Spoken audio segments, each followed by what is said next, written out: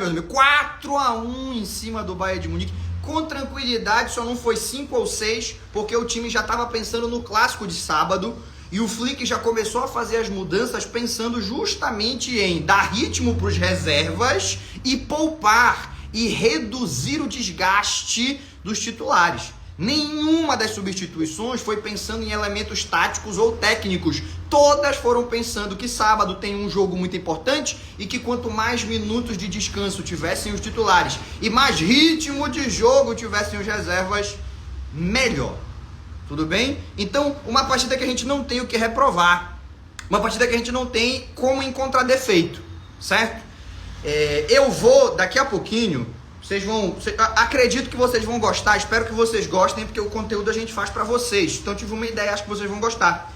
De na live pós-jogo, eu tô com meu notebook aqui no colo, tá bom? Eu abri o roteiro do vídeo pré-jogo, porque quando tu vai fazer a análise pré-jogo, tu não pode simplesmente sair falando o que vem na tua cabeça, tem que ter estatística anotada, tem que ter um roteirozinho que eu faço antes. Eu vou abrir o roteiro e eu vou ver o que a gente falou na live pré-jogo que se confirmou no jogo. E a gente vê se tem alguma coisa aqui que a gente que nos fugiu, que não aconteceu. E ao mesmo tempo a gente aproveita para no final dar a nota para cada um dos jogadores do Barcelona. Terminado isso, a gente vai para as perguntas e respostas e eu fico respondendo o que vocês têm a perguntar, como vocês estão acostumados. Pode ser desse jeito? Vocês acham que vai ficar bacana? Por favor, vocês acham que vai ficar bacana? Se manifestem aí comigo. Hein? Acham que vai ficar legal desse jeito? Ninguém me responde, então eu vou... Quem cala consente. Então eu vou fazer o que eu já tinha imaginado, né? Um dos pontos que a gente falou no vídeo pré-jogo, foi da maneira como o Bayern de Munique jogava e o quanto ele era dependente do bom funcionamento, da boa distribuição da posse de bola do Kimmich. Quem acompanha os vídeos pré-jogo que a gente posta lá no YouTube deve ter visto que nós apresentamos 5 chaves que o Barcelona precisava cumprir, 5 pontos cruciais que o Barcelona precisava ter em mente se ele quisesse ganhar a partida. Uma delas foi deixar o Kimmich desconfortável, foi a nossa primeira chave pré-jogo. Deixar o Kimmich desconfortável, eu acredito que isso aconteceu. Nós tivemos um momento de exceção, em que o Kimmich recebia a bola e ninguém conseguia pressionar. E ele escolhia para onde o jogo ia fluir. Ele levantava a cabeça, ele via onde o Barcelona tinha uma desvantagem numérica e ele acionava o jogador que estivesse por ali. Na maioria das vezes, as jogadas mais agudas acabavam nos pés do Olise ou do Gnabry. E quem escolhia o lado para onde ia fluir era o Kimmich. Isso aconteceu durante 20 minutos. O Barcelona sai muito forte, uma jogada muito interessante, uma jogada muito inteligente do Fermin, que dá o passe, acha o Rafinha nas costas da defesa. O Rafinha faz um 1-0, vocês devem lembrar disso. E daquele momento até 20 minutos do primeiro tempo, e nesse período acaba saindo o gol do Bayern de Munique, o Kimmich jogou solto. Recebia a bola, levantava a cabeça, fazia o que queria, certo? Depois do gol, o Barcelona começou a se encontrar novamente na partida, o Kimmich começou a ser um pouco mais pressionado e o jogo do Bayern de Munique, que estava todo no campo de ataque, começou a ser um pouco mais travado. O Barcelona passou a recuperar mais as bolas, em alguns casos no campo de ataque, mas mesmo no campo de defesa já eram recuperações importantes que durante 20 minutos não estava acontecendo. O tempo todo nesses 20 minutos, que foram terríveis, mesmo o time ganhando por 1-0, era do Bayern de Munique dando a bola no Olise, ou Olise se você preferir. A defesa ia toda para o lado direito, ele dava a virada, o Gnabry pegava sozinho no 1 contra 1 para partir para cima do Koundé. Ou então o contrário, o Gnabry recebia a bola na ponta, fazia a virada e era o Olise que ia para dentro da nossa defesa com muita liberdade. Foram 20 minutos terríveis. Mas qual foi a chave desses 20 minutos terríveis? Na minha opinião, na análise que eu fiz antes do jogo, e acredito que se confirmou durante a partida, tinha muito a ver com a maneira como o Kimmich estava podendo jogar. Passados esses 20 minutos, o Kimmich passou a ficar muito desconfortável. O time do Barcelona passou a ter a bola no pé, e quando não tinha, conseguia tirar os espaços dos meio-campistas. Quem estava tendo que fazer o jogo fluir eram os laterais. E por mais talentoso que seja o Davies, E por mais competente que seja o Rafael Guerreiro, eles não são grandes pensadores. Eles simplesmente olhavam para o ponta e tentavam a jogada em velocidade. Não tinha mais organização. Daquele momento em diante, o Bayern de Munique parou de criar. Tinha muita fumaça, o lateral ultrapassando, o ponta driblando, velocidade no jogo, isso teve. Mas aquela jogada bem pensada, bem organizada, que colocava o Barcelona em apuros, isso não aconteceu mais. O Bayern de Munique teve 20 minutos em que verdadeiramente pressionou, amassou. Dali até o final do jogo, não conseguiu mais criar nenhuma jogada de perigo, ainda que tenha tido muitas jogadas de linha de fundo. Então eu acho que essa chave, a chave que nós falamos no vídeo pré-jogo, não deixar o Kimmich jogar, deixar o Kimmich desconfortável, durante 20 minutos, o Barcelona não conseguiu cumprir, não conseguiu respeitar. E no período que conseguiu respeitar, o Bayern de Munique não conseguiu jogar. Tudo bem? Espero que vocês concordem comigo, se não, daqui a pouco no vídeo eu vou abrir espaço para vocês se manifestarem à vontade, só para não perder a linha de raciocínio. Uma outra chave que nós apresentamos lá no vídeo pré-jogo foi das dificuldades defensivas do Bayern de Munique. Falei no vídeo pré-jogo, não é engenheiro de obra pronta, tá lá no YouTube, foi postado antes da partida, na véspera do jogo. Muitos de vocês viram. Que na minha opinião, isso está registrado lá, a pior dupla de zaga de todos os times de primeira prateleira no futebol mundial é a do Bayern de Munique. Eu acho que tanto o Kim Min-jae quanto o Upamecano são zagueiros muito abaixo da média dos principais competidores. Eu não gostaria de ter no Barcelona, e acredito que o pessoal que torce pro Real Madrid, para Inter de Milão, pro Arsenal, pro Liverpool, pro Manchester City, nenhum de nós, ninguém que acompanha e torce para um time grande na Europa, gostaria de ver a contratação de Upamecano e Kim Min-jae, porque são dois jogadores que erram demais. Eles têm características físicas interessantes, eles são fortes, eles são velozes, mas tu sabe o que falta para eles? E isso daí não tem como ensinar? Inteligência. Eles são burro, bora falar o português bem claro. Eles tomam a decisão errada metade das vezes. Para um jogador do Villarreal, do Freiburg, do Napoli, que é um time que joga um pouco mais comedido, aonde o Kim Min-jae conseguiu ter uma temporada muito boa antes de se transferir para o Bayern de Munique, você tomar a decisão errada metade das vezes, nem sempre vai prejudicar a equipe. Mas no nível de exigência de Bayern de Munique, Barcelona, Real Madrid, por aí afora, irmão, tu mata o teu time. Tu mata o teu time. E foi o que aconteceu hoje.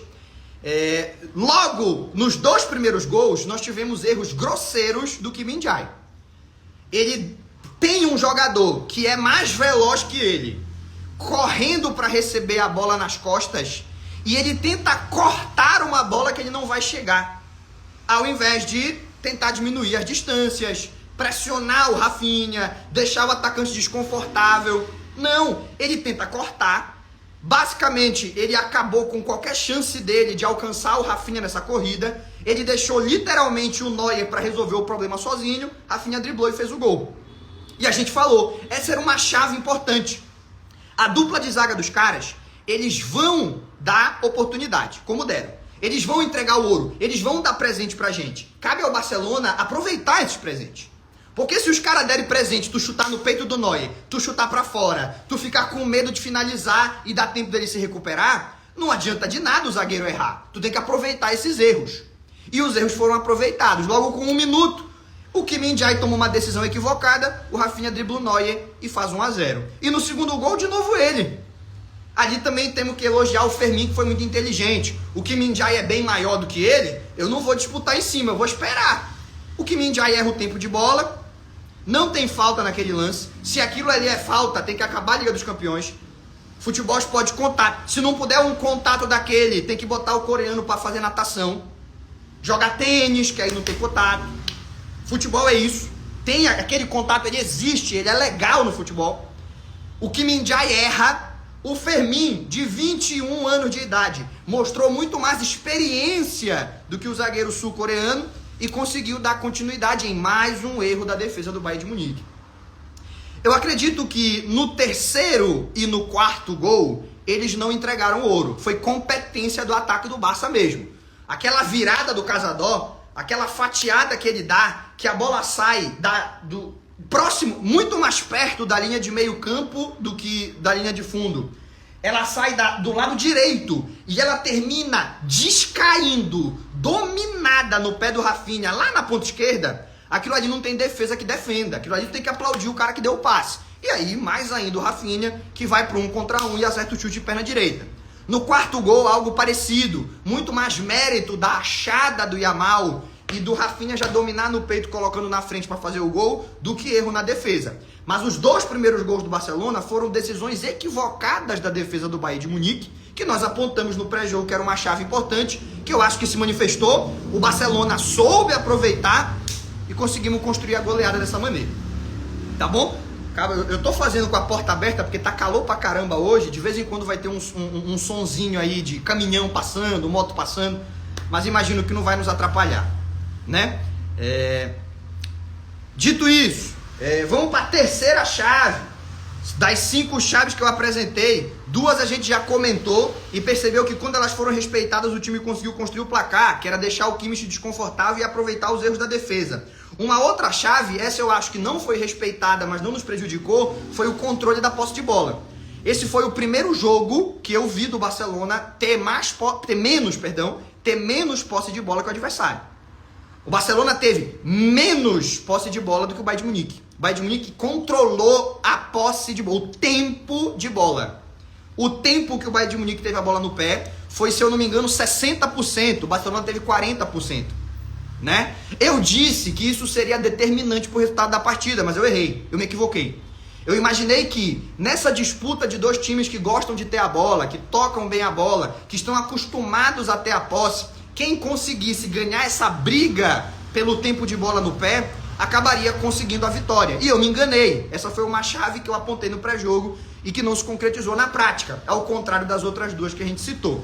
Porque o Barcelona teve menos posse de bola, mas soube jogar desse jeito. E cara, eu acho isso positivo. O time que você acha que se você tomar a posse de bola dele, você vai ganhar, e com menos posse de bola ele te amassa, é um time que tu não tem mais nem como planejar vencer. A gente entra no jogo pensando, se eu conseguir tirar do Barcelona a posse de bola, acabou o Barça, eu vou amassar eles. Tu tira a posse de bola e eles te metem 4-1 nas fuças, 4 nas tuas fuças, sem posse de bola, aprendendo a jogar de maneira confortável, de maneira reativa. É um Barcelona de dupla face e ambas são igualmente perigosas.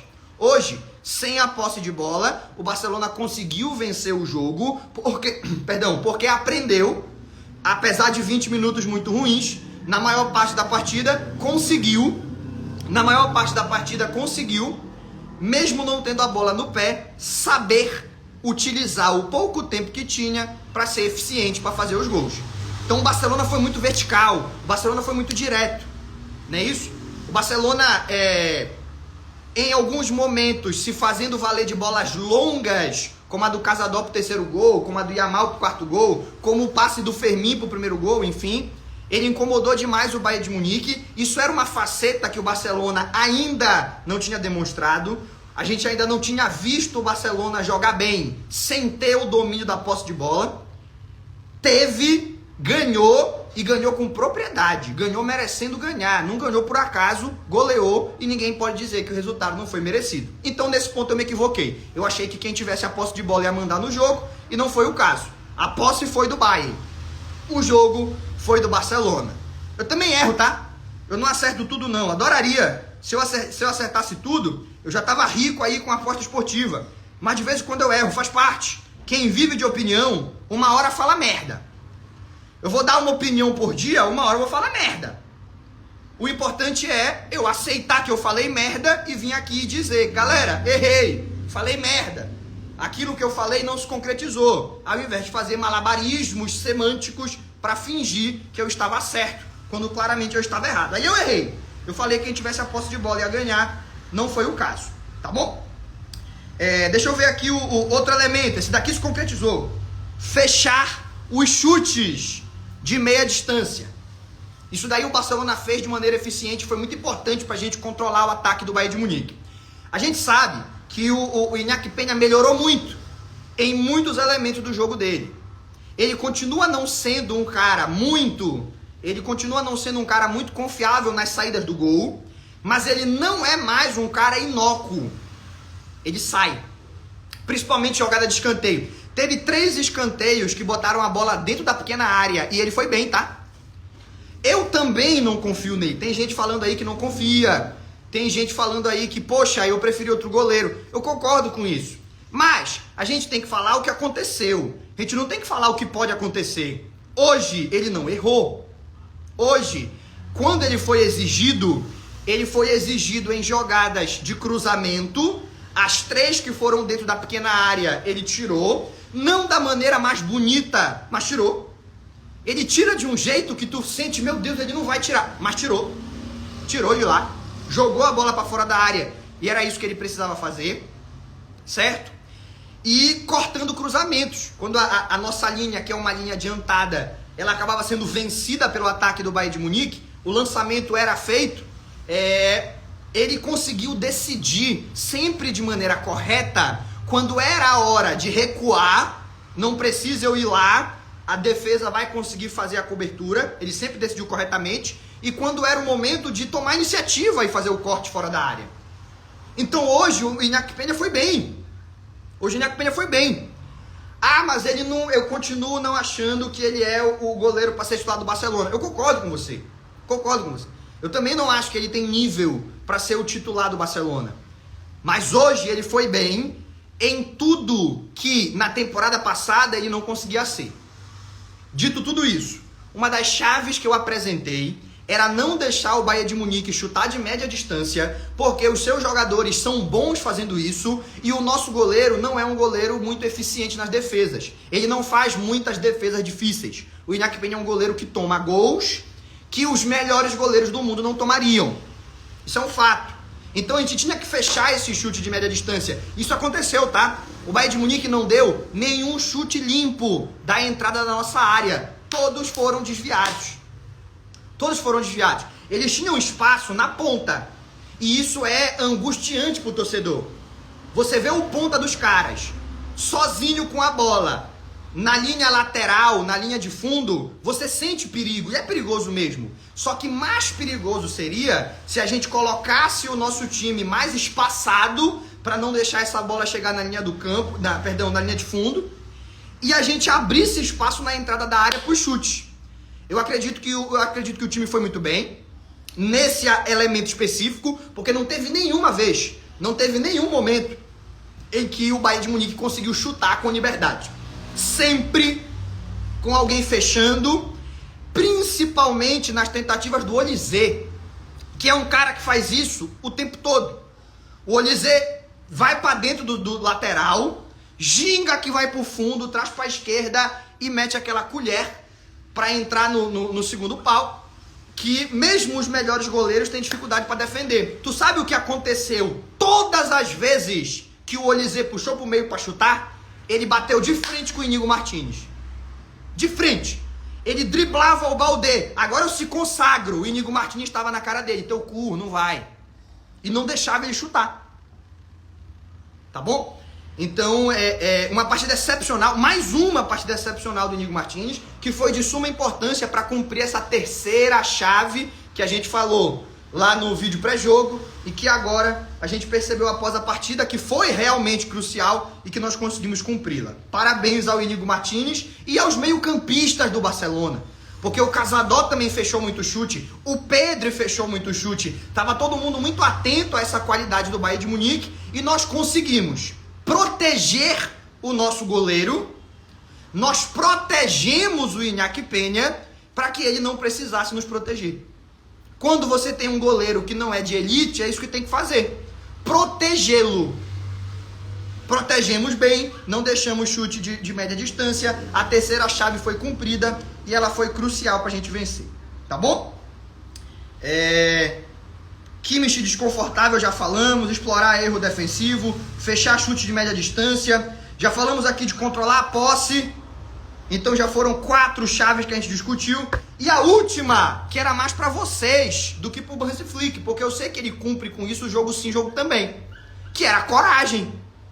Temos que ter coragem, porra. Nós vamos jogar com o Bayern de Munique com medo do Bayern de Munique? Não, nós vamos pra dentro deles. Nós estamos em casa, O melhor ataque do mundo é o nosso. O segundo melhor ataque do mundo é deles, mas o melhor é o nosso. Quem faz mais gols somos nós, jogando em Montjuic. O time que tem 90% de aproveitamento no campeonato nacional somos nós. Nós somos os favoritos e nós temos que fazer isso acontecer dentro de campo. E nós fizemos. Então o time teve coragem e eu espero que isso tenha ensinado uma lição aos torcedores que em partidas desse tamanho me mandam mensagem falando: ADM, pelo amor de Deus, o Hansi Flick tem que retrancar. É esse nosso time. A moto passando aí, o corno passa fazendo barulho para avisar a esposa dele que ele tá chegando, que é para não ter risco de encontrar o Ricardão quando chegar em casa. Por isso que ele passa fazendo esse barulho que ele fez aí, esse corno. Mas vamos lá. Fica aí um recado pra torcida. Um recado pra torcida. Que é pra torcida compreender que o time do Barcelona não é mais um time secundário, de poucos jogadores talentosos, com pouca solidez defensiva, que precisa retrancar para poder estar bem protegido. Não é. É um time que consegue propor jogo sem dar 5, 6 oportunidades para o adversário. O Bayern de Munique teve uma oportunidade, foi a do gol. O resto era chute mascado, tentativa de cruzamento, nada demais. Nada demais. Certo? E aqui eu quero aproveitar para falar de um elemento que era muito citado. Uma estratégia do Barcelona que era nominalmente citada. Essa aqui é uma frase que eu li mais vezes no meu direct e nos comentários das postagens. Eu li essa frase aqui mais vezes no meu direct e nos comentários das postagens do que eu li gente acreditando que o time poderia vencer. Tá? Então, nesse quesito de a gente precisa ter mais coragem para ganhar jogos desse tamanho, Hansi Flick já tem, o elenco já tem. Eu sinto que uma parcela da torcida ainda não tinha, espero que tenham aprendido. Eu quero citar uma frase que eu recebi várias vezes. Essa linha de impedimento só funciona com time pequeno. Contra o Bayern, nós vamos tomar 5. Você falou isso alguma vez? Não se esconda! Você falou. Você que tá aí falou. Eu tenho certeza que em algum momento da temporada você falou isso pra alguém. E pra mim, muita gente falou. Essa linha de impedimento só funciona com time pequeno. Se pegar o Bayern de Munique, nós vamos tomar uma goleada. Você falou isso. Eu li. E eu acho que tá na hora de você, depois desse jogo, entender que linha de impedimento não é a primeira tática defensiva. Ela é a última em uma situação emergencial. Ela é a última em uma situação emergencial. E nesse momento em que jogamos contra o Bayern de Munique e falha a primeira tática defensiva, que é não deixar o zagueiro sair jogando. Falha a segunda tática defensiva, que é não deixar o meio-campista pensar. Falha a terceira tática defensiva, que é, agora que o meio-campista já pensou, eu vou pelo menos tentar uma faltinha para não deixar ele jogar. Falha essas 3 táticas iniciais, aí entra em campo a linha de impedimento. Aí sim a zaga olha pro atacante, opa, esse cara tá impedido, eu não vou recuar para correr atrás dele, porque se ele receber a bola, o jogo vai parar. Ou, o cara não tá impedido, mas ele tá quase, então eu vou dar um passinho para frente, que é para ele ficar. Ou então, não faço a linha defensiva. Não faço, a linha de impedimento. Não faço a linha de impedimento. O que eu faço? Eu já me posiciono mais embaixo para defender. Certo? Então o que aconteceu hoje? Hoje, no jogo de hoje que vocês assistiram, o Bayern de Munique teve 4 impedimentos apitados. E eu me recordo de cabeça de 2 lances em que o impedimento não foi apitado, mas o jogador estava impedido e abandonou a jogada porque percebeu que estava impedido e sabia que a jogada ia ser invalidada. Então, na prática, teve 6 ataques do Bayern de Munique que o Barcelona conseguiu anular com impedimento. Quantos lances o Bayern de Munique saiu na cara do Iñaki Peña porque a linha de impedimento não funcionou? Nenhum. Tu sabe o que isso significa? Que é uma disputa não de velocidade. Não é que um ataque mais rápido não fique impedido e que só com uma defesa rápida que dá para fazer linha de impedimento. Não é uma disputa de não é uma disputa de velocidade, é uma disputa de inteligência. Íñigo Martínez e Cubarsí são mais inteligentes do que os atacantes que eles enfrentam. Inclusive, Olise, Gnabry e Harry Kane que foram enfrentados. Não é que os caras são ruins, mas o Íñigo Martínez e o Cubarsí hoje não erraram nenhuma decisão. Quando era para fazer a linha de impedimento, fizeram. E aí tem 6 lances em que o ataque do Bayern de Munique parou porque estava impedido. 4 marcaram, 2 o atacante desistiu porque sabia que estava impedimento e preferiu não correr atrás da bola. E em todas as vezes que não estava impedido, eles conseguiram correr atrás e se recuperar, porque usam os atalhos do campo ao invés de sair correndo atrás da bola loucamente. O ponta recebe a bola na linha lateral, eu não vou correr atrás dele, eu vou correr para dentro da área. Quando ele tenta virar de frente pro gol, tá lá o Cubarsí, tá lá o Íñigo Martínez. Então tirem da cabeça de vocês, o pessoal que fica o tempo todo com medo do funcionamento da linha de impedimento, tirem da cabeça de vocês que a linha de impedimento funciona quando o ataque é lento. A linha de impedimento funciona quando a defesa sabe a hora de usar e sabe a hora de não usar. Íñigo Martínez e o Cubarsí são perfeitos nessa utilização e você pode observar o jogo de hoje. Todas as vezes que eles conseguiram deixar o ataque que era possível deixar o ataque do Bayern de Munique em impedimento, eles deixaram. E quando eles percebiam, opa, ele não correu antes, ele tá esperando o passe sair, eles corriam para baixo para fechar. Não teve nenhum lance em que a bola veio de trás, pegou a linha de impedimento mal formada e o ataque do Bayern de Munique foi na cara do Iñaki Peña. Nenhum, porque linha de impedimento não é velocidade. Se fosse velocidade, colocava o Usain Bolt para jogar futebol. É inteligência. Íñigo Martínez e Cubarsí são inteligentes o suficiente para fazer funcionar. Por isso, a nossa quinta chave, que no vídeo pré-jogo nós falamos, o Flick respeitou e eu espero que vocês também tenham respeitado. Que vocês também tenham abraçado. Que o Barcelona não é time pequeno, não é time para jogar retrancado, é time para jogar com coragem. Jogamos e metemos 4-1 nos caras. Tudo bem? Beleza. Eu vou para uma segunda parte dessa nossa live, que depois vai ser postada no YouTube, para quem quiser assistir ela completa em outro momento. Eu vou para a segunda parte dela, que é dar a nota para os jogadores, tá? Que é para dar a nota para os jogadores. Que é uma coisa que a gente sempre faz nos vídeos pós-jogo, que eu vou fazer aqui na live junto com vocês. Não é isso? Eu ainda não pensei, eu ainda não dei as notas para os jogadores, e eu vou pedir até para vocês compartilharem aqui junto comigo, que a gente vai tirar a média.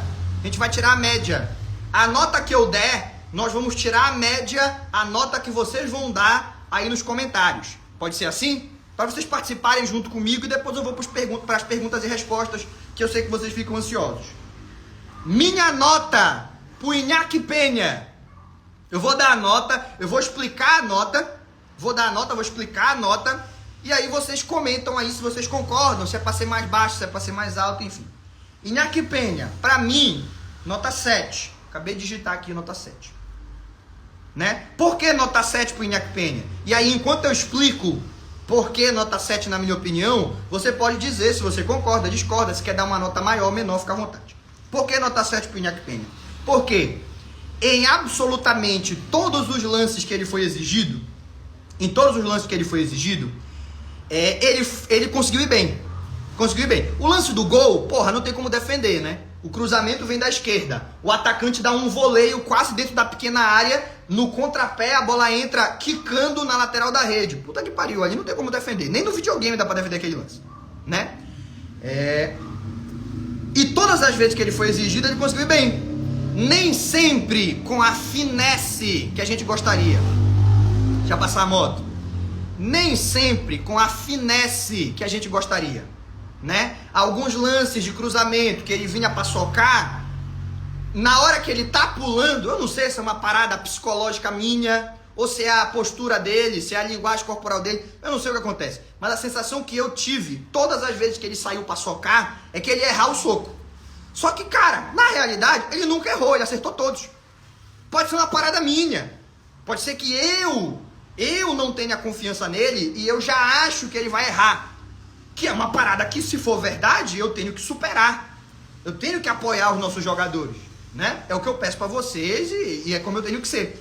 Mas a sensação que eu tive é que toda vez que ele foi exigido, ele conseguiu ir bem. Por isso ele não pode tirar uma nota baixa. Mas não com aquela segurança e finesse que nós gostaríamos de ver. Por isso que eu tô dando a nota 7. Mas como tem muita gente dando a nota 8, eu vou dar pra ele aqui no final nota 7,5, tá bom? Ficar na média entre eu e vocês. A nota 7 a nota 7 que eu tentei atribuir. E a nota 8 que a maioria mandou, vamos ficar no meio do caminho. 7,5 pro Iñaki Peña, tá bom? Nota pro Koundé. Koundé pra mim é nota 8. Koundé pra mim é nota 8.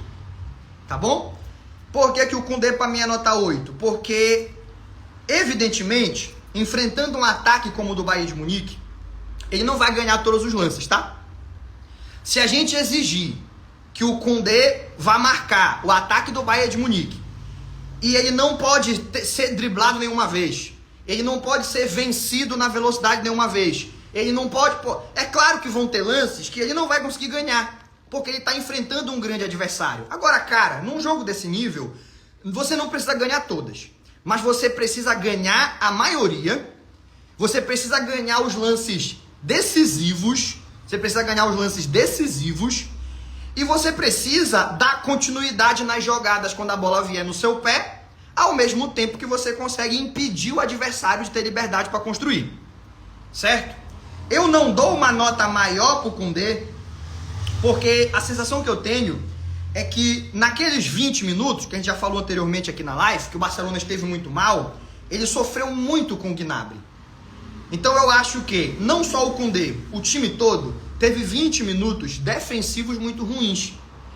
Muitos momentos, a bola vinha virada do Olise pro Gnabry, o Gnabry pegava a bola e eu sentia que o Koundé estava dando muito espaço, que ele estava muito fechado, muito perto do Cubarsí. Ele podia dar um pouco mais de espaço, mas assim, cara, um pouco mais de espaço pro Cubarsí, para ele dar menos espaço pro Gnabry. O Gnabry pegava a bola muito livre muito frequentemente. Houve 20 minutos em que isso aconteceu. Mas fora esses 20 minutos, eu não sinto que ele tenha errado nada. Eu acho que ele foi muito bem. Por isso que eu gostaria de dar nota 8. Pelo que eu tô percebendo, a maioria quer dar nota 9, 8,5, 9, 8,5. Tem gente falando nota 10. Então eu vou aumentar a nota dele aqui. Vou botar a nota final dele 8,5. Pode ser? Deixa eu só tomar uma água aqui que a garganta do pai tá indo pro caralho. Cubarsí. Qual a nota do Cubarsí? Pra mim, Cubarsí nota 9. Tá bom? Pra mim, Cubarsí nota 9. Por que Cubarsí nota 9? Porque, cara, me diz uma cobertura que o Cubarsí errou. Me diz um lance que tu fala, porra, Cubarsí, não pode. Não tem esse lance. Ah, não, Cubarsí, não podia ter feito... Não existiu, esse lance não existiu. Tá bom? Ele acertou os passes, certo? Ele fez os desarmes. Quando era um lance em que o adversário podia se preparar para chutar, ele fechava o espaço. Quando ele percebia que o adversário ia tentar enfiada de bola, ele recuava, ele cortava. Não teve nenhum lance em que eu me lembre do Cubarsí cometendo um erro crasso. Aí você pode me perguntar, pô, então por que não a nota 10 se ele jogou assim tão bem? 2 motivos. Primeiro, se eu der a nota 10 para ele, e eu der a nota 10 também pro Rafinha, a gente vai ter dado a mesma nota para os dois jogadores. E eu acho que o Rafinha foi o melhor em campo, ele tem que ser só ele nota 10. Já até adiantei a minha nota para ele, né? Ele tem que ser só ele nota 10. E o outro ponto, eu acho que naqueles 20 minutos ruins, a gente só consegue encontrar defeito pro Barcelona nesse jogo de hoje naqueles 20 minutos. Mas esses 20 minutos existiram e a gente tem que falar sobre eles também. Nesses 20 minutos, eu percebi o Cubarsí tímido com a bola no pé. Certo? nesses 20 minutos ruins, uma das chaves pra gente ter sido tão pressionado era que a bola ia no Iñaki Peña. E aí o ataque do Bayern de Munique fechava o Cubarsí, fechava o Iñigo, fechava o Koundé e ninguém se mexia para receber a bola. Todo mundo aceitava que naquela situação era para dar o chutão. E eu duvido que essa tenha sido a orientação do Hansi Flick no pré-jogo.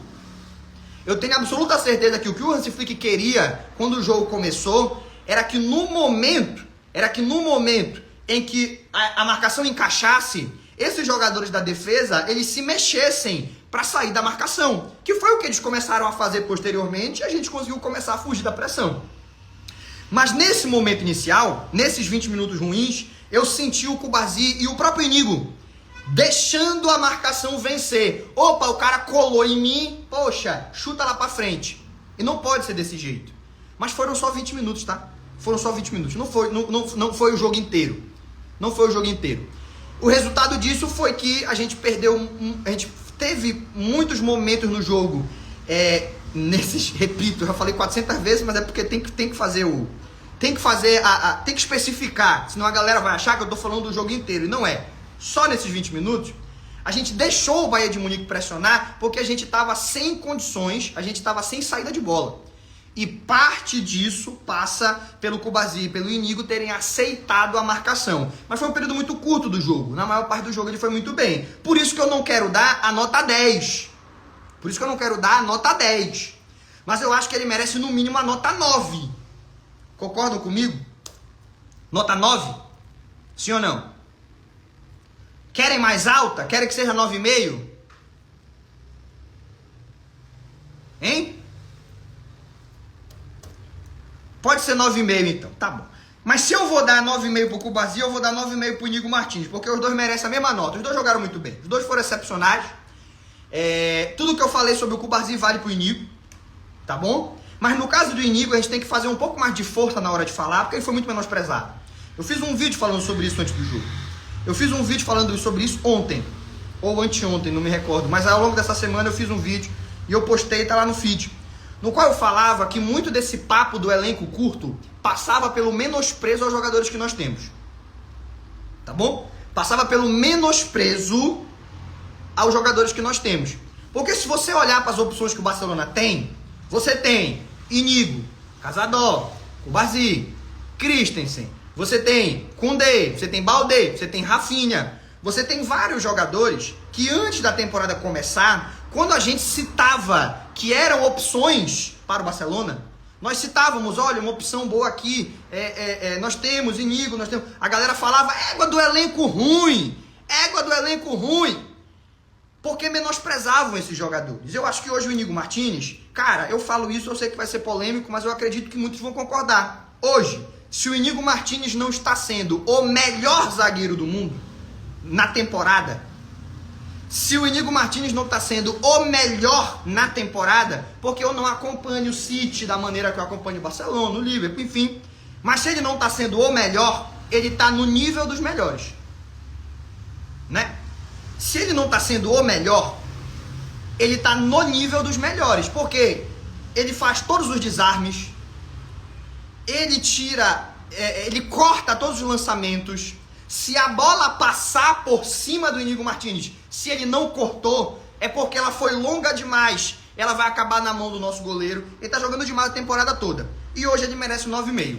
Esse meio ponto que eu tiro dele repito, a mesma coisa que eu falei do Cubarsí, porque teve um momento do jogo em que a gente aceitou a pressão do Bayern de Munique e começou a dar chutão pra frente. E isso passa pelo Iñaki, pelo Iñigo e pelo Cubarsí.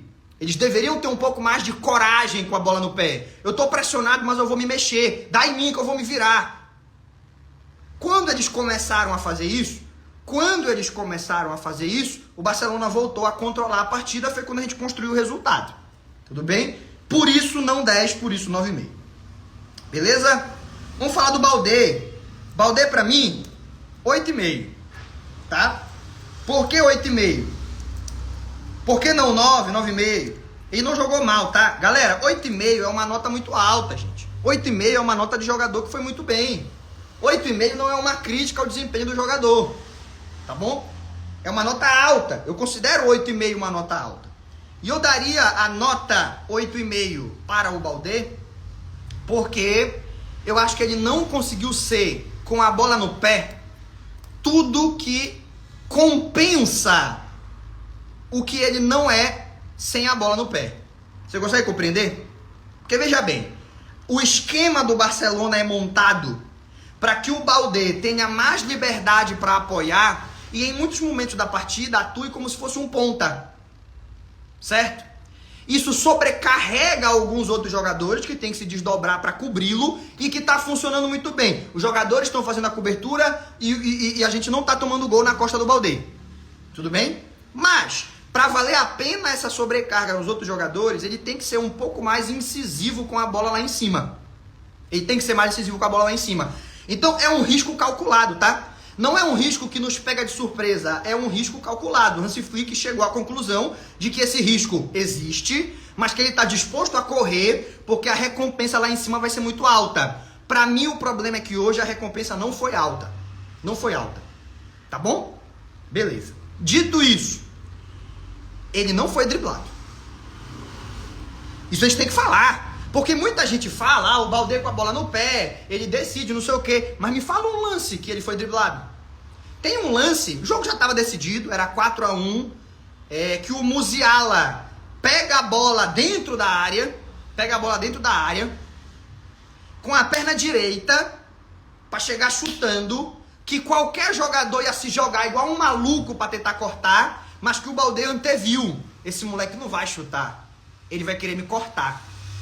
E ao invés de tentar fechar o chute, ele vem pro desarme. E o que poderia ser um 4-2, quem sabe motivando o Bayern de Munique a tentar uma pressão final, acabou se transformando num desarme dentro da área contra o melhor jogador do adversário. Porque apesar do Harry Kane fazer mais gols, para mim o melhor jogador do Bayern de Munique é o Musiala. Né? E aí o Musiala o estilo dele é esse.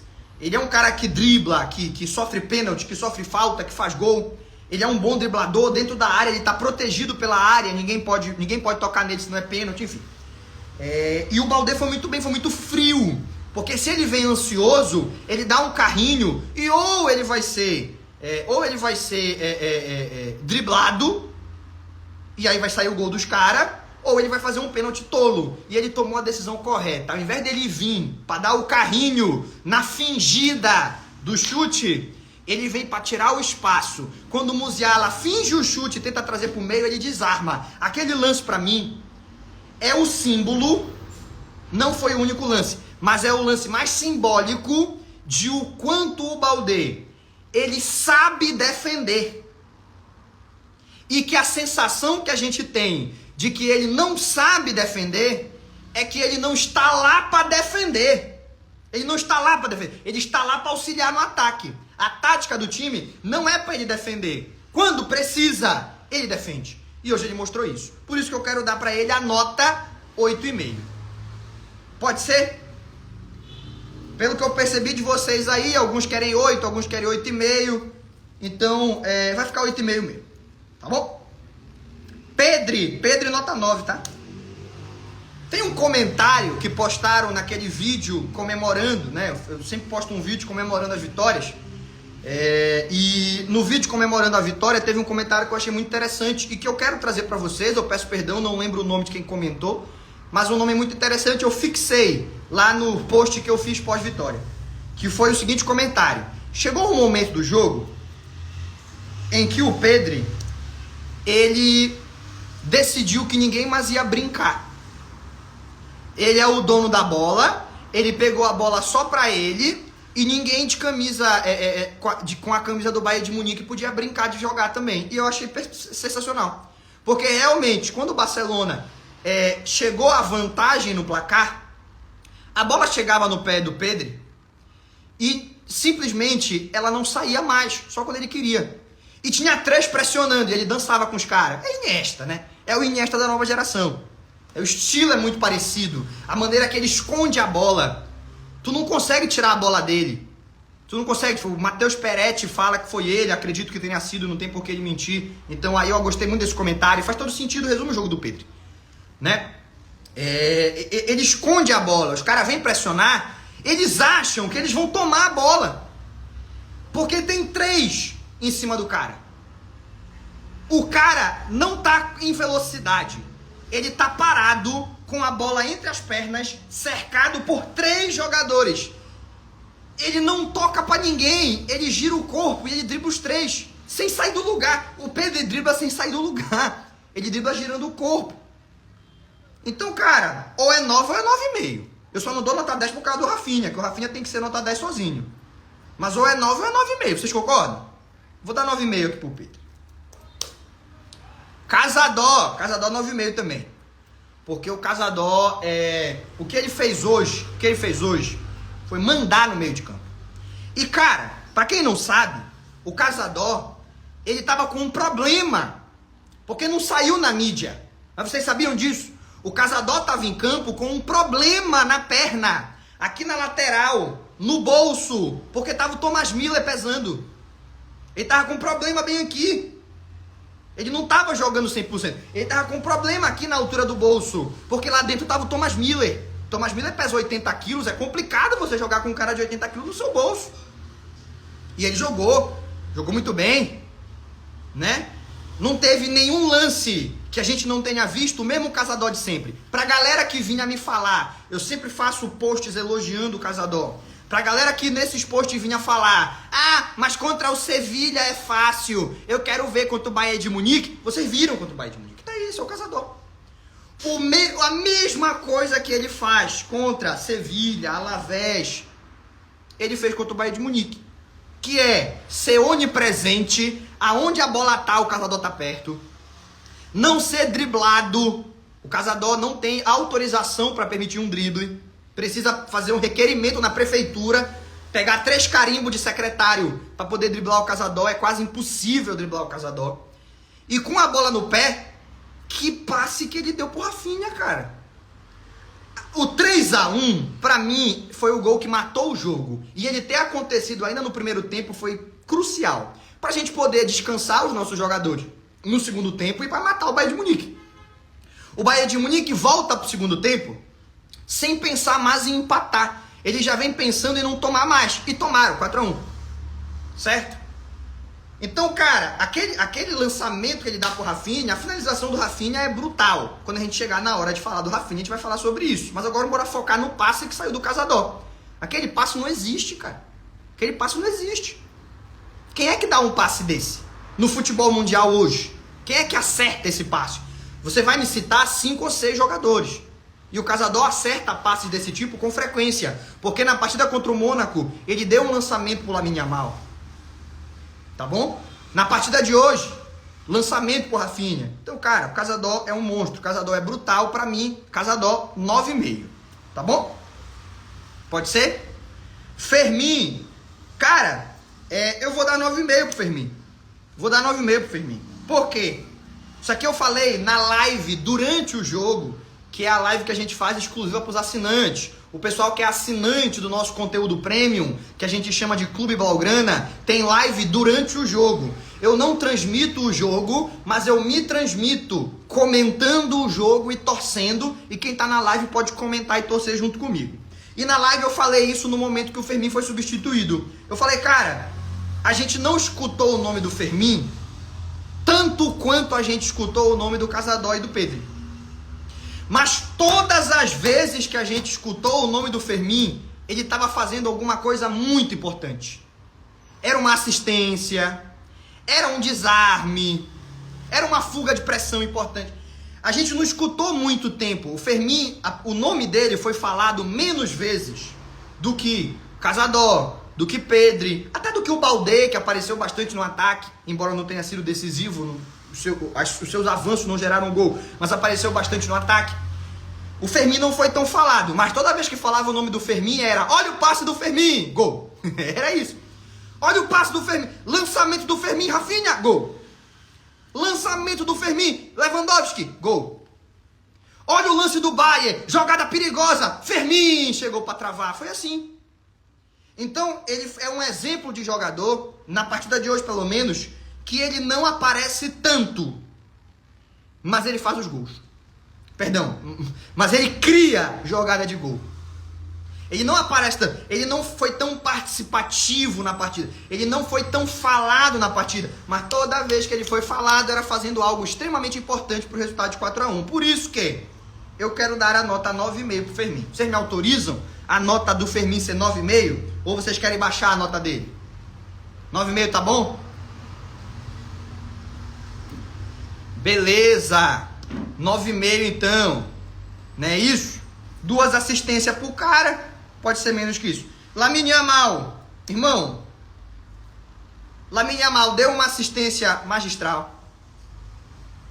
Lamine Yamal humilhou o jogador do Bayern de Munique. O Lamine Yamal parecia que estava jogando no quintal da casa dele. Não é isso? Lamine Yamal estava jogando como se ele estivesse no quintal da casa dele. Ah, porque o Davis é um cara muito rápido, é um cara muito forte. Como será que o Yamal vai reagir à marcação de um jogador desse nível? A gente viu como ele reagiu. Humilhando os caras. Humilhando. E ainda tem mais. Ele não jogou fixo na ponta direita. Foi uma possibilidade que a gente levantou na live pré-jogo. Não no vídeo pré-jogo do YouTube, mas na live pré-jogo aqui no Instagram. A gente levantou essa possibilidade, ela se concretizou. Que era o Yamal flutuar. Ele não estava jogando na ponta direita. Ele estava flutuando nas 3 posições do ataque. Teve lance do Yamal pegando a bola como se ele fosse camisa 10. Teve lance do Yamal na ponta esquerda. Teve lance do Yamal em qualquer lugar. E é claro, aquele lançamento pro Rafinha. Repito, a gente vai falar do Rafinha daqui a pouco, quando chegar a vez dele.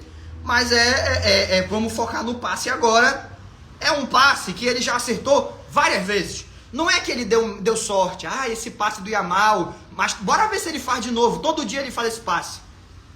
Já é a 4ª vez que o Yamal recebe a bola na ponta direita e enxerga o Rafinha vindo para furar as linhas defensivas e dá o passe perfeito, que a bola já chega dominada. O Rafinha não tem que dominar a bola, ele só tem que botar a bola na frente para fazer o gol.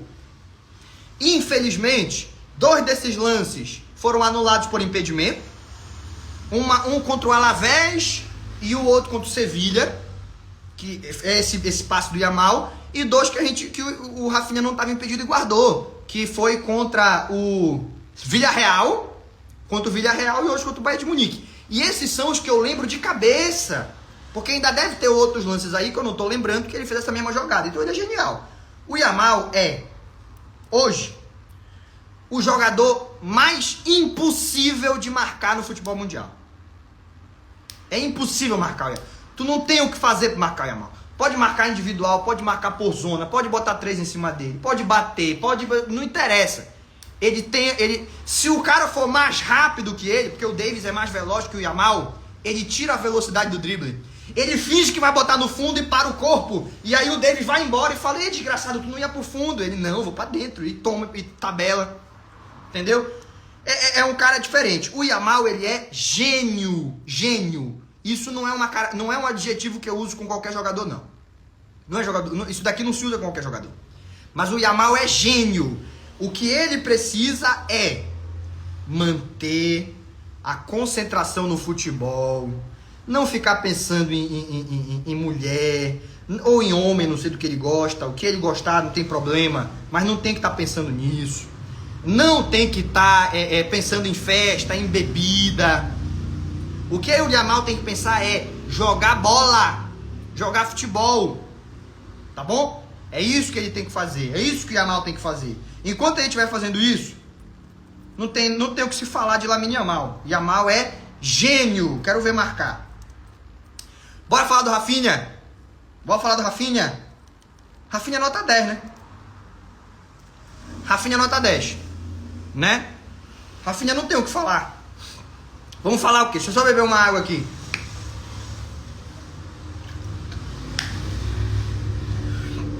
Rafinha nota 10. 3 gols.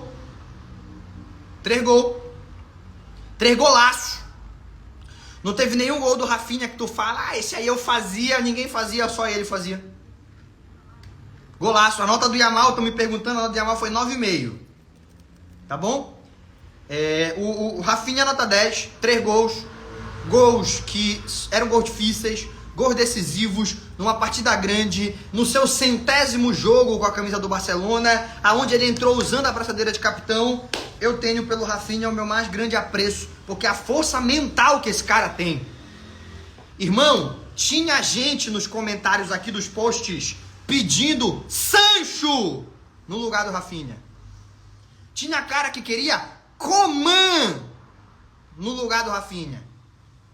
Tinha gente falando que o Chiesa precisava ser contratado a qualquer custo, porque não tinha condições de jogar com o Rafinha. Tinha gente que, se passasse o fruteiro vendendo melancia na frente do CT, tinha gente que queria que chamasse o fruteiro para ser o nosso ponta, porque ele ia jogar melhor que o Rafinha.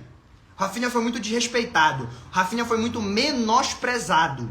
Tá bom?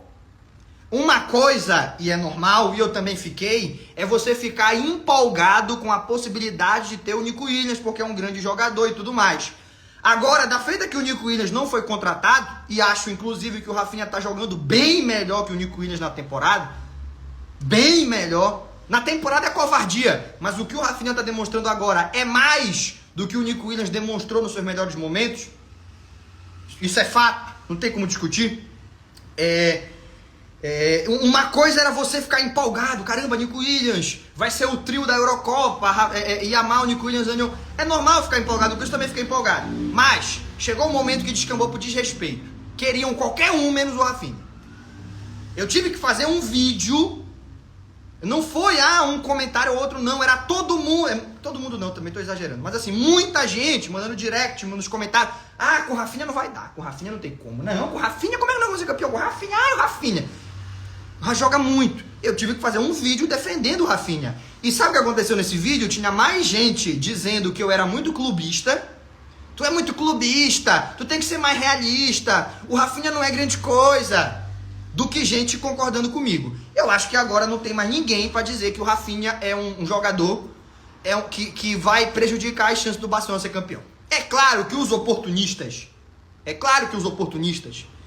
quando o Barcelona tropeçar e o Rafinha não for bem, o que é normal, todo jogador, o Messi tinha jogo ruim, que é pra mim o melhor que eu vi disparado, ninguém chega perto do Messi em nível de desempenho em jogo, ninguém chega perto dele, o jogador de mais alto nível e mais consistência que eu vi. O Messi tinha jogo ruim.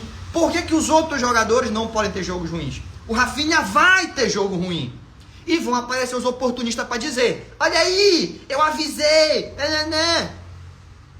isso vai acontecer. Mas agora, tem que calar a boca, não tem que vir aqui falar, mas eu quero ver semana que vem. Não, cale a boca, melhor coisa que você faz, tá bom? Eu acredito que é normal a gente ter opiniões que não estão corretas e depois a gente fala, realmente eu pensei uma coisa e não se concretizou. Eu critiquei o Íñigo Martínez no começo da temporada, depois daquele jogo contra o Valência eu falei, caramba, cara, se der tempo, se tiver fair play, é bom procurar um zagueiro, o Íñigo Martínez está um degrau abaixo. Eu falei, só que ele calou a minha boca, eu vim aqui e falei, o Íñigo Martínez calou a minha boca, tá jogando muito. Quem criticou o Íñigo Martínez, e eu critiquei também, agora tem que calar a boca e aplaudir. É normal a gente errar a opinião. Futebol é o esporte mais apaixonante do mundo, justamente porque ele é o mais imprevisível. A gente não precisa estar certo sempre. Errar faz parte. O que eu acho muito chato é quando os fatos mostram que você está errado. E você continua insistindo naquela opinião porque dói muito admitir que errou. Não pode ser assim. Errou, acontece, é normal, feio, é todo dia o jogador calar a tua boca e tu continuar fingindo que a tua opinião inicial estava correta, tá bom? Então, eu errei quando eu critiquei o Íñigo Martínez e tô aqui para assumir, e já assumi há muito tempo, não é a primeira vez, já falei. Acho que na terceira rodada, cara, o Íñigo Martínez se desempenhar esse nível constantemente, ele vai estar calando a minha boca. Calou minha boca. Acontece, eu errei. Vamos errar. Mas vamos admitir que errou.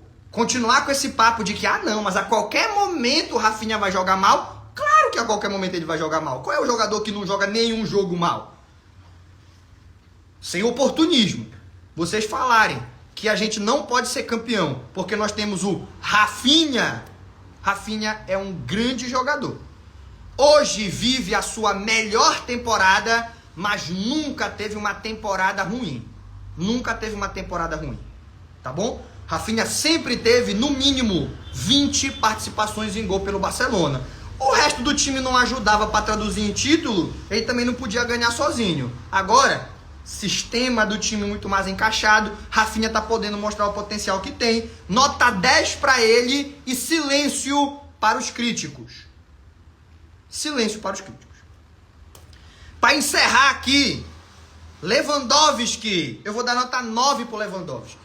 Eu vou dar nota 9 pro Lewandowski porque eu senti que, cara, assim, o gol dele, o gol do Lewandowski, é um gol decisivo. É o gol do 2-1. Não é um gol bonito, não é um gol difícil, mas é um gol importantíssimo. Seria muito possível que sem aquele 2-1, sem aquele segundo gol, a gente não entrasse no jogo, não tivesse a confiança pro terceiro e pro quarto. Eu acredito sim que o Barcelona jogou melhor e mereceu ganhar, enfim, tudo mais. Mas aquele segundo gol, ele foi muito importante, porque foi o gol do desabafo. Nós fizemos 1-0, nós fomos amassados por 20 minutos, nós tomamos um empate e naquele momento um time que dizem que o Barcelona é de mente fraca e de inexperiência poderia desabar. Poderia desabar. E não desabou.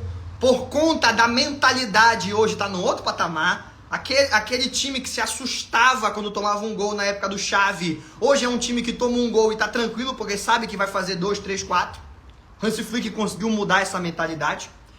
Mas que mesmo assim, o tempo passa e o gol não sai, e o Bayern de Munique cria, tu pode começar a enxergar fantasmas do passado. E o gol do Lewandowski foi um gol que nos deu a tranquilidade de que esses fantasmas eram mais fracos do que o nosso time.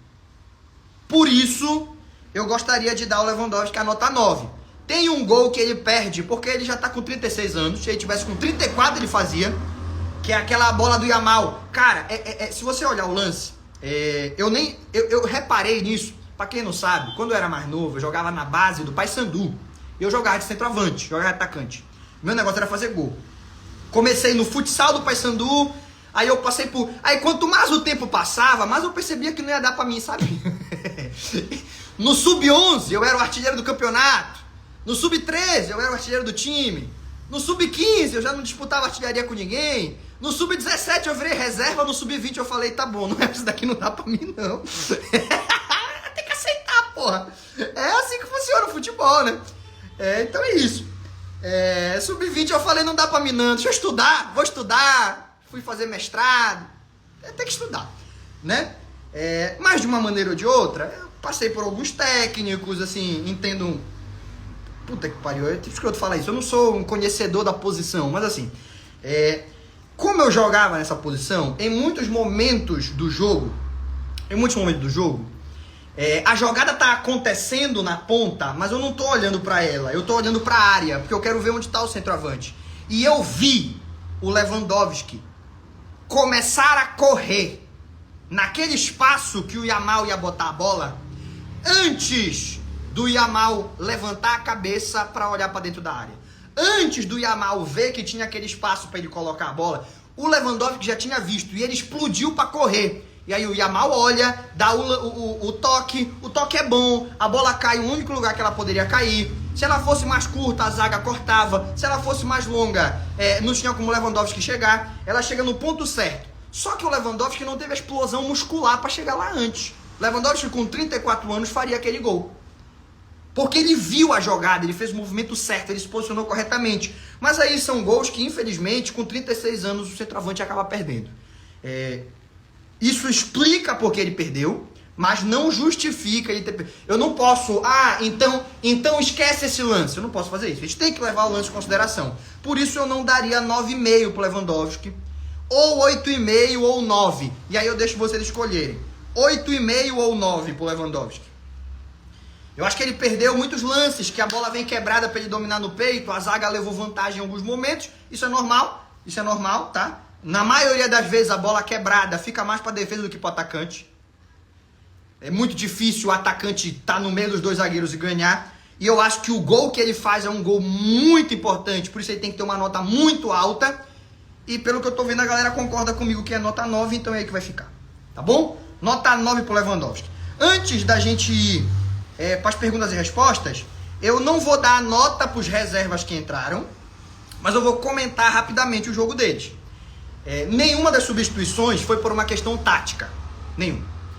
O Flick não botou o De Jong por uma questão tática. O Flick não botou o Gavi por questão tática. Ansu Fati, Dani Olmo. Todas as mudanças foram mudanças pensando no clássico. O Flick olhou o jogo e percebeu. Já ganhamos isso daqui. O Bayern de Munique não tinha resposta.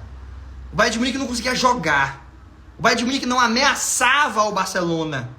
O Barcelona tinha, se forçasse um pouco, muito mais chances de fazer o quinto gol do que o Bayern de Munique chegou perto de diminuir para 4-2. Então o jogo estava vencido e o Flick percebeu isso e começou a pensar: hoje eu ganhei, mas sábado tem outra final.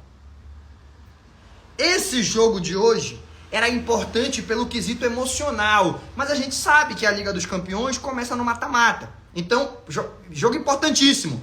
Mas não é esse jogo que vai definir o Barcelona campeão ou não da Liga dos Campeões. O jogo de sábado pode ser esse jogo, porque é pontos corridos, confronto direto, líder contra vice-líder, na casa dos caras. E aí o Flick já pensou, pô, hoje eu cumpri minha missão, vou pensar no sábado. Tira Yamal, tira Pedri, tira Lewandowski, tira Rafinha. Tira os nossos jogadores que são mais necessários, que estão mais desgastados e que eu preciso ter 100% para sábado, porque vai ser um jogo complicado. E aí entra De Jong, Gavi, Ansu Fati, Dani Olmo, e eu tô esquecendo alguém. Paulo Vitor, entre os 5. Né? Nenhum deles uma mudança por questão tática. Sempre pensando em dar ritmo para os lesionados que estão voltando. Eles precisam de ritmo para poder ser úteis. Vamos dar ritmo para os lesionados que estão voltando. Esse foi o pensamento do Flick. E o outro pensamento que o Flick teve foi descansar os titulares. Então, nenhum dos jogadores que entrou por uma questão tática. Todos entraram por esse quesito de planejamento de minutagem. O De Jong, eu vi gente falando que ele foi mal. Eu acho que não. Eu acho que o De Jong, ele conseguiu ir bem. Eu acho que o De Jong, depois eu vou confirmar na estatística, mas eu acho que no tempo que ele esteve em campo, ele errou um passe só. O De Jong é jogador para isso. Teve muitos momentos, e isso daí, cara, é uma questão que tu não pode estar olhando para a bola. Se tu quiser observar essas nuances, tu não pode estar olhando para a bola. A bola vai, o jogador que tá com a bola, tu vai ter que ignorar e olhar pro De Jong. Tu vai ter que olhar pro De Jong. Tu não pode olhar pro cara que tá com a bola. Olha pro De Jong. Tu vai ver que o De Jong, ele acha o espaço para receber o passe. Ele não é um jogador que facilita a saída de bola só dando o passe. Ele facilita a saída de bola achando espaço para receber o passe livre. Ele facilita a vida de quem está com a bola. Tá bom? Essa é uma característica dele que é muito forte. Então teve vários momentos que o Barcelona tá saindo com a bola, tá todo mundo marcado, o Bayern de Munique encaixa bem a marcação ofensiva e que o De Jong, ele não corre, ele anda e para. E onde ele para, não tem ninguém marcando ele. E o mais importante, não tem ninguém marcando a linha de passe. Fica um passe facílimo para quem tá com a bola no pé. E aí ele gira e leva a bola para frente. Isso é uma característica que, repito, se você quiser observar, você não pode olhar para o homem da bola, você tem que olhar para o De Jong.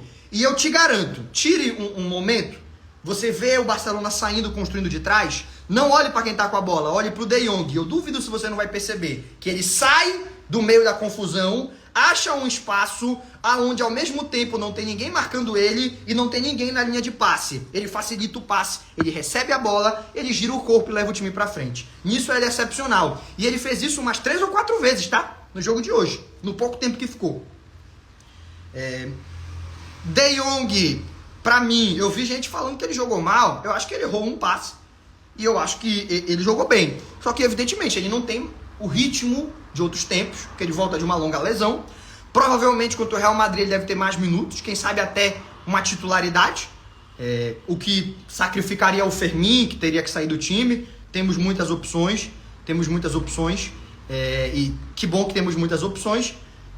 Eu acho que ele jogou bem. Outros que entraram foram Paulo Vitor e Ansu Fati. Eu acho que não dá para comentar muito. Paulo Vitor, Ansu Fati e Gavi, eu não acho que a gente consiga comentar o desempenho deles, porque eles nem tiveram tempo de participar muito assim da partida. Eles entraram, acho que jogaram 8 minutos, 7 minutos, entraram ali mais para gastar tempo, aquela substituição de gastar tempo, descansar os titulares, enfim. E o Dani Olmo, que jogou com um pouco mais de tempo, eu gostei do Dani Olmo. A sensação que eu tenho é que ele não sentiu o período parado. Porque vocês viram o Dani Olmo em campo. O Dani Olmo, ele continua, recebe a bola, tem 3 marcando, ele dribla. E ou ele puxa o contra-ataque ou ele sofre a falta. Tem um passe que ele acha, acredito eu, pro Lamine Yamal, que eu acreditei que ali ia sair o 5-1, tivemos chance, que o Dani Olmo recebe a bola aqui na ponta esquerda, e aí uma prova para quem diz, não temos, o Dani Olmo não sabe jogar na ponta esquerda. Eu já trouxe a estatística, o Dani Olmo tem mais partidas nas pontas, porque ele joga nas duas, do que de camisa 10. Ele ficou conhecido pelo grande público, e eu acho que é a posição que ele desempenha melhor papel, como camisa 10. Mas ele tem mais partidas na carreira pelas pontas do que como meio ofensivo. Entrou pela ponta, e na ponta ele acha o Yamal do outro lado, quando o Yamal ainda estava em campo, numa jogada que poderia tranquilamente ter sido 5-1. Que o Yamal tinha a opção do Lewandowski, que entrava na área, ele optou pelo chute, o Davis conseguiu travar, foi escanteio. Mas é uma bola que o Dani Olmo mete com a perna, entre aspas, ruim. A perna esquerda do Dani Olmo, teoricamente, é para ser a perna ruim. Tu acertar essa virada, que a bola cai dominada pro cara do outro lado, tu tá na linha do meio campo, tu tá na divisa da linha de meio campo com a linha lateral. E com a perna ruim tu faz a virada, pro cara receber na ponta do outro lado. Dani Olmo é absurdo, eu não percebi nele falta de ritmo, assim como eu não percebi no Fermin, até porque a lesão dele foi uma lesão curta, foi lesão de 1 mês, e eu tô muito ansioso pro jogo de domingo, porque eu acho que nós vamos arrebentar. Beleza? Eu vou responder 2 perguntas aqui na caixinha, só para não passar batido. Vou responder 2 perguntas aqui na caixinha, vou sortear 2 pessoas. E aí fica aquele recado. A gente recebe muitas perguntas e nós temos tempo reduzido para essas lives pré e pós-jogo. Pré-jogo é reduzido por causa do relógio, pós-jogo é reduzido por causa da minha garganta. Que eu já tô há 5 horas fazendo live, se eu não parar de falar, amanhã eu não consigo me comunicar. Então, uma hora eu tenho que parar. Não dá para ir até o final. Eu acabei de abrir a caixinha aqui, tem 120 perguntas. Não tem como eu responder 120 perguntas. Se você quiser ter a certeza que você vai ser respondido, assine o Clube Blaugrana. Nosso conteúdo premium. Você paga R$5 no mês. Não é por live, não é por dia. É no mês. Você paga R$5. E você vai ter acesso a 2 lives na semana que só o que eu faço é responder pergunta. Abro a live, só respondo pergunta. Só pergunta, só pergunta. E a live só acaba quando todas forem respondidas. Eu já fiz live de 3 horas só respondendo pergunta. Só para quando todo mundo for respondido. Tá bom? DM, você é muito capitalista. Sou, gosto de dinheiro. Gosto de dinheiro. Tu não gosta de dinheiro? Se tu não gosta de dinheiro, faz um pix aí pra mim então, que eu te livro desse problema que é o dinheiro na tua conta. Mande lá. Mande um direct que eu lhe passo meu pix, você transfere todas as suas economias pra mim. Seja desprendido. Não é isso? E aí é R$5 por mês, você assina o Clube Blaugrana, você tem acesso a conteúdo exclusivo, que são essas lives de perguntas e respostas e live durante o jogo. Live durante o jogo. Tá bom? Aonde a gente comenta o que está acontecendo e torce junto. Todo mundo que assinou não se arrepende, todo mundo gosta.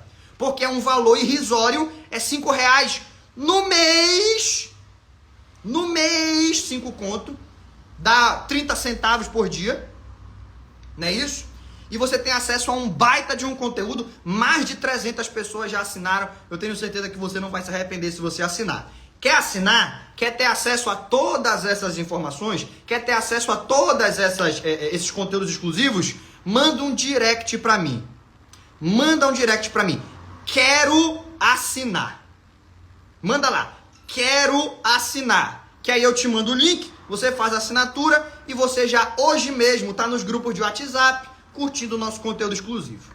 Beleza? Grupo de WhatsApp, live durante o jogo, live de perguntas e respostas toda semana, terça e sexta tem live de perguntas e respostas, sorteio de camisa, tudo isso só assinante que tem.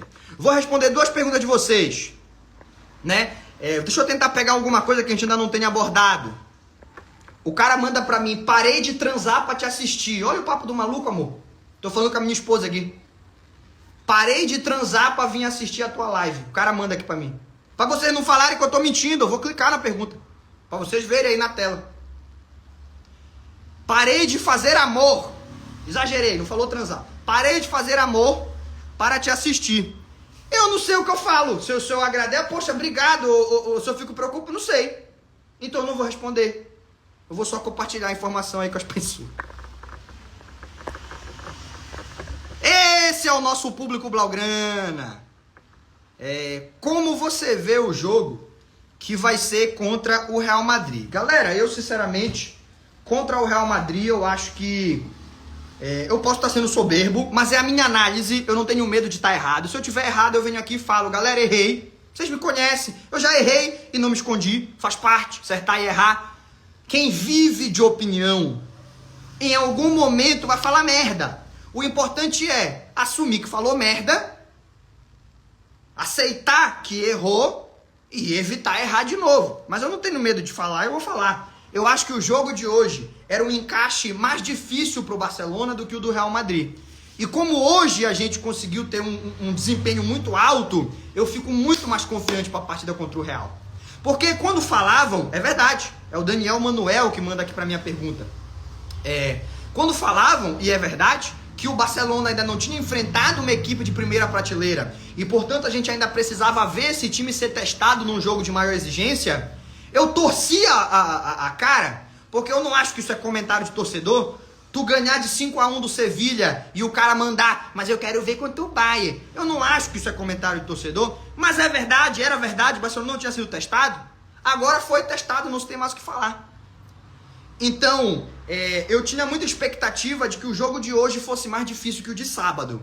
Como hoje a gente meteu 4-1 nos caras, eu não sei mais se essa minha expectativa tá correta. Até porque o meu palpite era 3-1 num jogo muito equilibrado, de muita chance pros dois lados. Foi 4-1, mas não teve, assim, o gol dos caras foi a única chance que eles tiveram no jogo, foi o gol. Não teve mais nada. Então eu já não sei se realmente o jogo de sábado vai ser mais tranquilo que o de hoje. Mas que eu considerava que a maneira do Bayern de Munique de jogar, brigando pela posse de bola no meio-campo, caso eles conseguissem vencer essa batalha, nos traria mais dificuldade do que uma partida contra o Real Madrid, era a minha opinião, e eu continuo achando que hoje era para ser o jogo mais difícil. Mas o desempenho do Barcelona foi tão alto que a gente conseguiu fazer parecer fácil. Ganhar do Bayern de Munique, poucos times vão ganhar. Golear o Bayern de Munique, eu acho que só o Barcelona vai conseguir fazer. Tá bom? Acho que só o Barcelona vai conseguir fazer. Então a minha expectativa pro jogo contra o Real Madrid, vai ter vídeo pré-jogo analisando minuciosamente, mas a minha expectativa é de que o Barcelona entre com condições de vencer. Agora, falo algo que não é uma opinião popular, mas é verdade. Um empate fora de casa contra um adversário que você está disputando um campeonato de pontos corridos, nem sempre é um mau resultado. Quero que o Barcelona vá para ganhar, mas até se empatar, é claro que é frustrante, porque a gente acabou de golear, a gente quer golear de novo, mas no quesito pontuação, já vai ser um adversário já vai ser um resultado interessante. Mais perto a gente conversa. Né? Deixa eu baixar aqui para pegar uma pergunta que ainda não tenha sido feita. Essa daqui é pra eu virar meme, mas eu não vou fugir. Casadó ou De Jong titular? Hoje, Casadó. Hoje, Casadó. Acho eu que nós vamos ter um rodízio entre eles, a temporada é longa, elenco é isso, para quem diz que o elenco é curto. Elenco é você ter vários jogadores de alto nível para rodar nas posições. Isso o Barcelona tem. Hoje, para mim, sábado, Barcelona e Real Madrid. Quem começa no jogo? Eu começo com o Casadó. Mas eu acho que os dois vão rodar muito e ao mesmo tempo eu acho que vai ter muitas oportunidades dos dois jogarem juntos. Então eu não acho que vai ser um titular e o outro reserva naquele conceito clássico de titular e reserva, aonde o titular só não joga se estiver lesionado e o reserva só joga se o titular lesionar. Não acho que vai ser essa a relação. Eu acho que vai ter muito rodízio entre eles e vai ter momentos que os dois vão participar, os dois vão estar em campo, como aconteceu hoje. Jogaram lado a lado Cazador e De Jong, certo?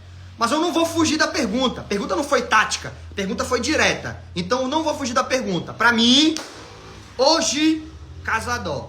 Ainda que se você dissesse que eu ia ter essa opinião no começo da temporada, eu te chamaria de maluco. Eu te chamaria... Se tu me dissesse isso 3 meses atrás, eu dizia que tu tava maluco. Mas hoje é verdade. O Cazador hoje merece ser titular do Barcelona. Tudo bem? Pessoal, dito isso, agradeço a presença de todos. Para aqueles que se interessaram em assinar o Clube Blaugrana, fico aguardando o seu direct. É só mandar, quero assinar. E eu vou te mandar o link para assinatura. É apenas R$5 por mês, baratíssimo. E tem muito conteúdo, todo dia tem conteúdo exclusivo, vale muito a pena assinar. Certo? Por hoje a gente encerra essa live. Mas olha, esse vídeo, essa live, eu vou salvar e vou postar no YouTube. Tá bom? Vai ser postado no YouTube essa live aqui. E você pode assistir ela completa quando preferir. Quer assinar? Tem gente mandando que quer assinar. Manda no meu direct. Vai no meu perfil, manda um direct. Quero assinar. Que eu vou te mandar o link no teu direct. Tu faz a assinatura, é muito fácil, é muito simples. E apenas R$5 por mês. Aquele abraço, até o próximo encontro. E tchau, tchau.